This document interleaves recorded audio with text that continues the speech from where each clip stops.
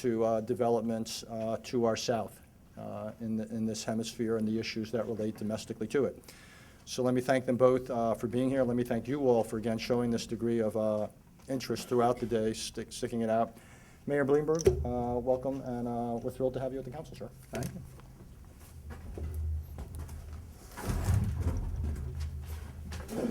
I will point out that Richard also counts every stroke on the golf course, particularly when I remind him that he was in the woods and I heard 5 times the branches go whack, whack, whack. We did play the other day, and he played very well. Hits the ball a long ways. If they would put the green in the woods on either side, it would help, but other than that minor problem. But our match did not get as much coverage as the Boehner-Obama match. We didn't have as much security around. So. Anyways, it's always nice to come to a city with a baseball team that is below the Mets in the standings. Hey, you know, as the Cub fans say, it's still early. But seriously, it's really a pleasure to be with you today to discuss one of, I think, the most important issues facing our country. Everyone agrees that our broken immigration system is a huge problem, but no one, certainly not in Washington, can agree on how to fix it. And today I would like to talk about how I think we can fix it and how we can do it in ways that both Democrats and Republicans, or at least enough of them, can sign on and support. You know, it really is ironic that the immigration issue that divides this city is dividing this particular city, because so much of Washington was built by immigrants. The street design was drawn up by Pierre-Charles L'Enfant, a French immigrant. The White House was designed by an Irish immigrant named James Hoban, and the U.S. Capitol designed by William Thornton, a British immigrant. And those buildings are not only monuments to our democracy, they are monuments to the contributions that millions of immigrants have made to America throughout its history. But our country's greatest national monument, perhaps, and the American landmark that is really most recognized around the world is not the dome of the Capitol here in Washington, or the pillars of the White House, or the memorials on the National Mall. It is the Statue of Liberty. Since 1886, 125 years ago this October, Lady Liberty's torch has brought light to the darkest corners of the earth, beckoning here to America's shores, all those, as they say, yearning to breathe free. Yet it's not Lady Liberty's torch or her crown or her broken chains that has inspired so much awe. It is really her location. The power of her symbol lies in the reality of New York City as a gateway, a golden door to the land of opportunity that is the United States of America, and still is the United States of America. We should not forget that. That reality is not just our history, however, it is also our future, and we have to make sure that we can maintain that for our children. We would not have become a global superpower without the contributions of immigrants who built the railroads and the canals and opened up the West, or invented groundbreaking products that have revolutionized global commerce, or who pioneered scientific, engineering, and medical advances that made America the most innovative country in the world. But make no mistake about it, we will not remain a global superpower if we continue to close our doors to the people who want to come here to work hard, start businesses, and pursue the American dream. That American dream cannot survive if we keep telling the dreamers to go elsewhere. It's what I call national suicide, and that's not hyperbole. That every day that we fail to fix our broken immigration laws is a day that we inflict a wound on our economy. And today, we may just this morning have turned away the next Albert Einstein or Sergey Brin. Tomorrow we may turn away the next Levi Strauss or Jerry Yang.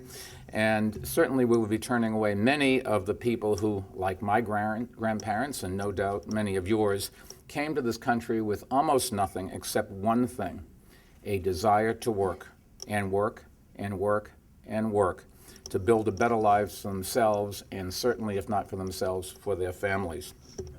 This morning, the Partnership for a New American Economy released a report that looks at the impact of immigrants on one major sector of the American economy, and that's Fortune 500 companies. The report finds that more than 40% of Fortune 500 companies were founded by an immigrant or by the child of an immigrant. These immigrant-rooted companies employ more than 10 million people worldwide, which is a population larger than 43 of our states have, and they generate annual revenue of something like $4.2 trillion. To put that number in context, American companies founded by immigrants or their children have revenues that are greater than the gross national product of every country in the world outside of the United States except two, and that's China and Japan. And those are just the Fortune 500 companies. When you look at the economy as a whole, immigrants and their children have been responsible for creating millions of jobs in all 50 states. And the reason is simple. Immigrants are dreamers and risk takers who are driven to succeed because they know that in America, hard work and talent are rewarded like no place else on the globe. Now, no city has seen the economic power of immigrants more clearly than New York. Historically, immigrants are why New York City became America's economic engine, and in more recent history, they are one of the main reasons why we have rebounded so strongly from the tough times that we faced in the 1970s and the 1980s. Neighborhoods that 25 years ago were abandoned are now thriving, thanks largely to immigrants from the Dominican Republic and Ecuador and Mexico and China and Russia and Ghana, Korea, India, Pakistan, Poland, Egypt, every country in the world. There's no greater force for economic revitalization of depressed neighborhoods than the influx of immigrants. And that's not just true in New York. Immigrants have been critical to economic rebounding in small towns and big cities across America. Take Perry, Iowa, for example. A decade ago, it was facing an economic stagnation caused by years of population decline. But today, thanks to an influx of immigrant labor and immigrant entrepreneurs who have opened businesses, the town's main street is now bustling. Tiny town, immigrants make a difference. The same is true in Lewiston, Maine, a decaying old mill town that has come back to life thanks to an influx of immigrants from Africa. In Atlanta, a big city, which has worked hard to become a magnet for well-educated immigrants, the purchasing power of Latinos and Asians has skyrocketed. And across the country, city after city, with the largest increase in immigrant workers, has experienced the fastest economic growth. There is just no question about the numbers. And in New York, immigrants are a big reason why we have weathered the national recession better than the country as a whole. Now, immigration reform could be an economic engine for our entire country, creating good-paying jobs that will speed up our recovery. But both major political parties and both ends of Pennsylvania Avenue say that restoring economic growth is their top priority, and it must be. And yet they don't come to face the one thing that can do the job. Yet today, more than 3 years after our country entered its deepest recession in decades, the single most powerful step that the federal government could take to spur job growth is reforming our broken immigration system. And it, unfortunately, is a casualty of partisan gridlock. Republicans have tended to focus on border control, and understandably so. It is critically important to our nation's security, and there's absolutely nothing wrong with America being in charge of its borders and deciding who comes here. Right now, the selection process is who wants to come here the most. They either overstay their visa or they'll come and run across the border. We should be deciding who comes here. There's nothing wrong with that.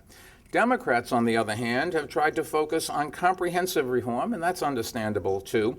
It's critically important that we do create a pathway to permanent legal status for the 11 million people who have overstayed their visas or come here illegally. But by this point, unfortunately, I think one thing is clear. It is clear that the two sides have reached a stalemate, and they are just talking right past each other. And that leaves us with two choices. Both sides can use the stalemate as a wedge issue to secure political points in 2012, or they can come together and adopt immigration reforms that will spur new companies, strengthen existing ones, and help create jobs for the 13.9 million Americans who are unemployed and looking for work. In the end, the public cares about two things: housing and jobs. My house, my job. And if you want to do something in this country to give people better jobs and a better chance to keep their houses, the one thing that we can do that will work is not expensive for this country. It's not a big stimulus of trillions of dollars. It is immigration reform that will get the best and the brightest from around the world, those that are the hungriest and willing to work the hardest, to come here and create exactly what we need. Now, as the 2012 election begins to take shape, voters across the country, I think, are going to be looking for candidates with an economic plan economic plans that are achievable and not aspirational. For independent voters especially, immigration reform will be a key test of whether candidates are willing to put sound economics ahead of election year politics. At least it will be if I have anything to say about it. Independent voters will determine the outcomes of the next election, just as they did in 2010 and in 2008. And while they don't hold all the same positions on any one issue, they overwhelmingly want leadership that is pragmatic, not polarizing. They want centralist solutions, not pandering to the special interests. And they want both sides to stop fighting on what they disagree on and start taking action on the areas where they do agree. And there are actually quite a few areas where they agree. If you think about it, leaders in both parties recognize that the current system is a drag on our economy. I thought it was encouraging that President Obama recently said that increasing opportunity for immigrants to come is a top priority. And likewise, I thought it was encouraging to see House Republicans put forward a plan for American job creators that includes more visas for the workers we need. And you'd be hard-pressed to find a single economist who thinks that the status quo is good for our economy. And voters understand all these things. A recent survey showed that 2/3 of Americans and 3/4 of business leaders recognize that immigrants play an important role in our economy. And that's why our Partnership for a New American Economy, which I co-founded last year with Rupert Murdoch, has attracted so many CEOs. And I have to tell you, recruiting new members is one of the easiest pitches I have ever made. And so with all this agreement, the real question you've got to be asking is, why can't Washington get anything done? Well, I think the answer is that we can get something done. And today I thought I'd outline 5 key areas where I believe bipartisan agreement largely exists in Congress and where action could be taken immediately and where the impact on our economy would be profound. First, we must stop providing a first-rate education in science and technology to foreign students and then force them to leave. Students come from around the world to study here. More than 40% of our engineering graduates are foreign-born. They lead groundbreaking research at the very frontiers of science, but then many are forced to leave when it becomes clear that a permanent visa will be difficult, if not impossible, to get. So instead of staying here to contribute to our economy, they go home and they go to work for companies that compete with our own companies. It just makes no sense. We're investing millions of dollars to educate these students at our leading universities and then giving the economic dividends back to our competitors for free. The two parties should be able to agree on a policy that allows any university graduate with an advanced degree in an essential field to obtain a green card and a chance to help grow our economy. We must allow those students to stay here and be part of our future, or we will watch our future disappear with them. Second, we must stop telling foreign entrepreneurs to build their companies in other countries. America is the best place in the world to start a business, but rather than capitalize on our assets by encouraging innovators to come here and stay, we are rejecting immigrant entrepreneurs, even when they're backed by American investors. Just remember, immigrants helped found Google and Yahoo and eBay and Intel and so many more companies. In fact, immigrants helped found 1/4 of all high-tech companies over the last 10 years. And across all industries, they are twice as likely as native-born Americans to start companies. We need more of these dynamic entrepreneurs. And if we do not open our doors to them, they will go elsewhere, and the good-paying jobs that they create will go with them. A foreign entrepreneur with backing from American investors should be given a temporary visa to start a company in America. And if after 2 or 3 years the business has successfully yielded new American jobs, the entrepreneur should be allowed to continue to run his or her business and receive permanent legal status. We're a nation of entrepreneurs because we are a nation of immigrants. And in the 21st century, the global economy will evolve more and more around those entrepreneurs. Third, we must stop telling American companies that they cannot hire the high-skilled workers they need. By making it difficult for them to obtain temporary and permanent visas for high-skilled workers, the federal government is slowing growth and, worse, promoting the outsourcing of American jobs. Make no mistake about it. If companies can't hire the workers they need here, they will move those operations out of the country.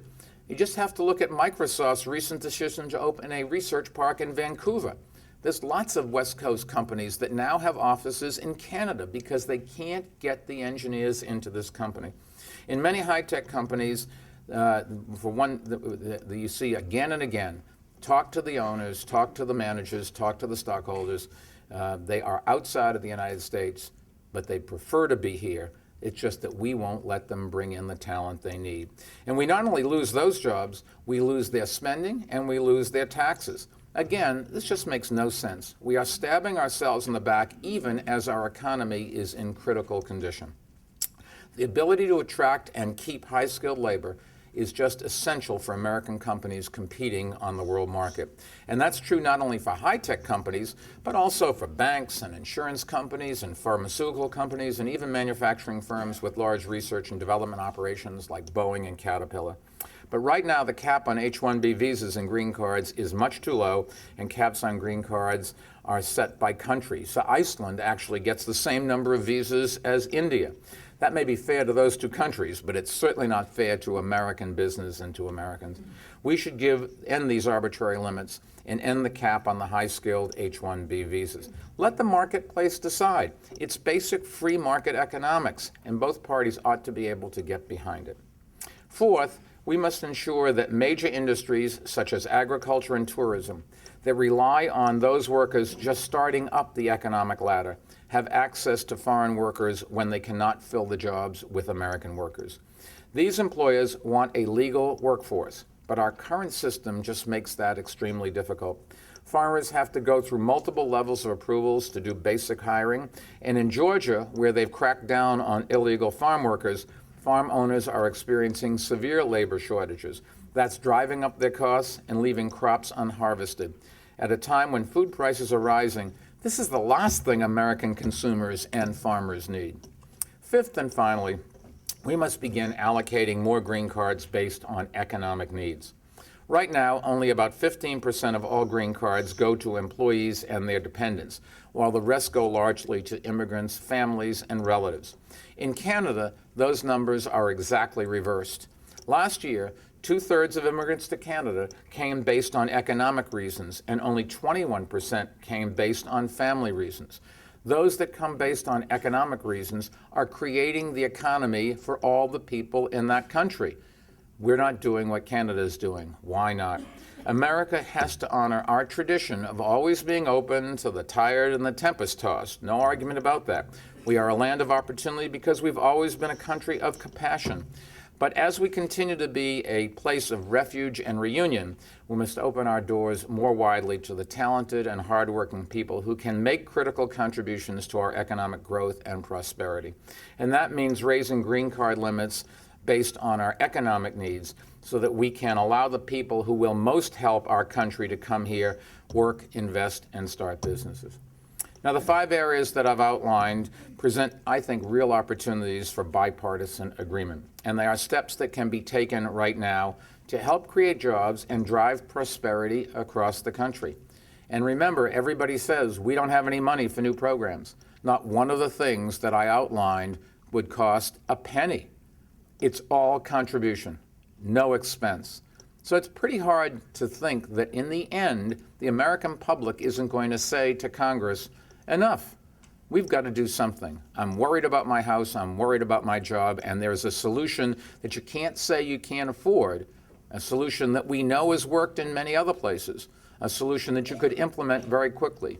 Do it now.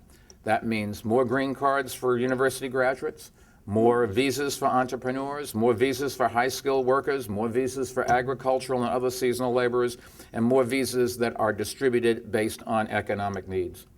Now, in the coming weeks, Congress is expected to consider again the DREAM Act and E-Verify, but pass or fail, I think the time has come to refocus the immigration debate around the most pressing issue facing the country today, and that is creating jobs. The conversation here in Washington on immigration must be about more than fences and fingerprints. It must be about what kind of country do we want America to be? Do we want to continue to be the land of opportunity for all and the world's greatest economic power and the nation with the most high-paying jobs and the best quality of life? Or do we want to send more jobs overseas and watch other countries rival our economic strength and leave our children a country in decline? America has always been on a forward march because we have always welcomed more people to march with us. But now the biggest threat to our future lies in denying our past. In New York Harbor, Lady Liberty is stepping forward, and here in her 125th year, so must we. We must honor, I think, the values that made America great. We must embrace the realities of the 21st century global economy, and we must hold our elected officials accountable for delivering results, not speeches, for seeking consensus, not controversy, for promoting